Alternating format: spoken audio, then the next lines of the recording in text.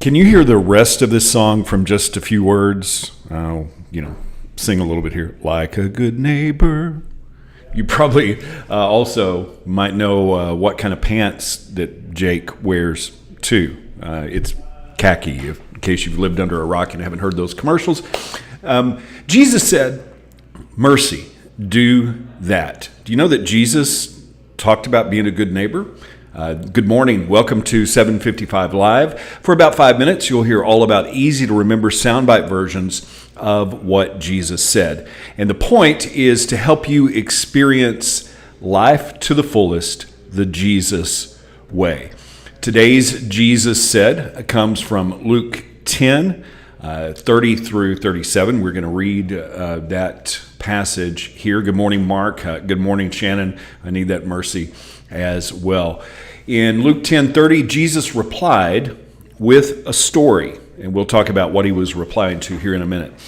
A Jewish man was traveling from Jerusalem down to Jericho, and he was attacked by bandits. They stripped him of his clothes, beat him up, and left him half dead beside the road.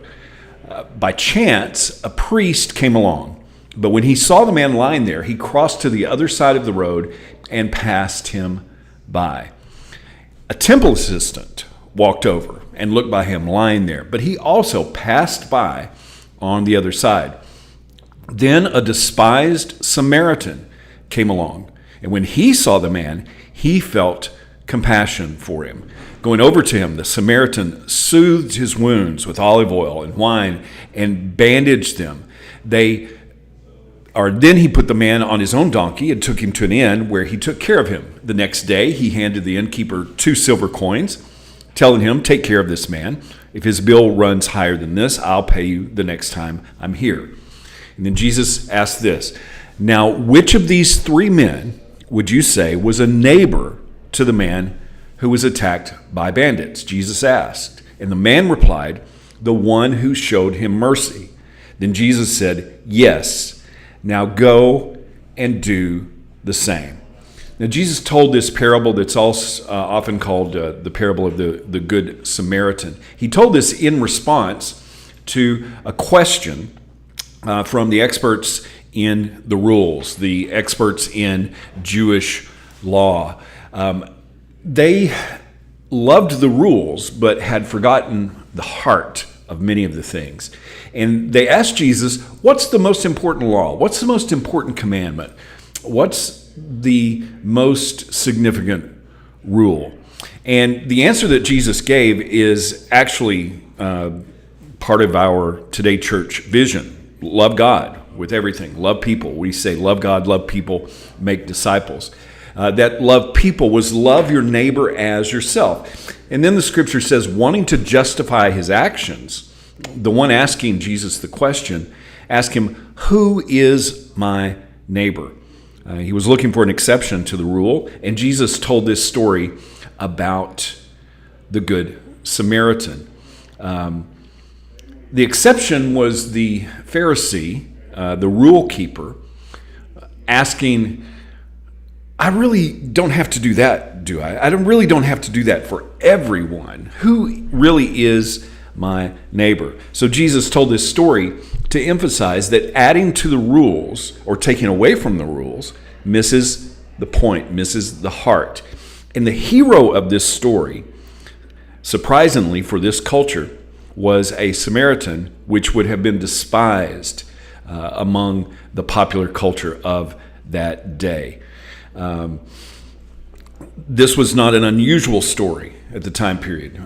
Many times there would be 3 characters in a story, but generally the rule keeper, the most religious person, like those that worked in the temple, would be the heroes of this story, and the Samaritans would be the villain. Jesus turned their own parables upside down and made the Samaritan, which would normally be the villain, the hero of this story. You see, the rule keepers had become so religious that their own rules kept them from the actual reason for the rules in the first place. Who was the one who loved the neighbor? It was not the one looking for exceptions to the rules, but the one who showed mercy. Our mercy must be without exception. Do you make good neighbor exceptions? Jesus said mercy was important. Do that. Do we walk to the other side of the road like the characters in this story because of our exceptions? Because we don't think much of that person or that belief system or that culture? Do we ask the question, who's my neighbor? Or say, well, maybe not that neighbor, maybe not that enemy, maybe not that leader, maybe not that person in authority or that rule. Don't look for exceptions to the rules, but opportunities to experience mercy. I want to wrap up today by reading a translation of the New Testament that goes into a lot of details, kind of like the Amplified Bible. It's called the West translation. And this is from the Beatitude, or what I like to call the Be Happies, where it says, spiritually prosperous are those who are merciful, because they themselves shall be the objects of mercy. Showing mercy is not just about the other person, but it's in response to the mercy that God gives us. You want to be blessed, you want to be happy, you want to be spiritually prosperous, like a good neighbor. Mercy is there. Jesus said, mercy. Do that. How can you put that into action today? Thank you so much for listening. Thanks for checking in, Teresa. If this is meaningful to you, it really means a lot to me if you like it, if you share it and comment. I hope that you have an amazing day, and I hope this time together has helped you live life to the fullest, the Jesus way. So remember, follow Jesus today. Love first.